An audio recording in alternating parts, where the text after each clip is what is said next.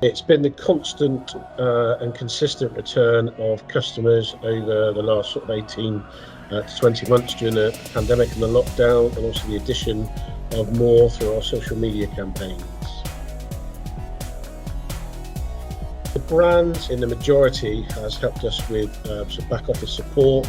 So that's in terms of setting us up with an e-commerce license for one of our regions, which has been a good start for us. E-commerce is the platform where it allows the customer to easily book a carpet clean or any other service that we provide out of business hours. They don't have to religiously stick themselves to a 9-to-5 environment. They can, whilst watching their favourite soap or sports programme, be able to book a carpet clean or additional service with ourselves.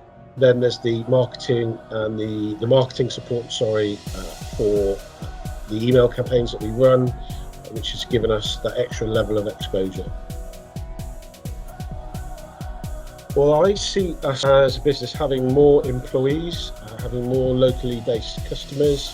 The digital revolution, we feel, is helping with the app and the technology, which allows us even better facilities to offer that service in terms of a residential cleaning.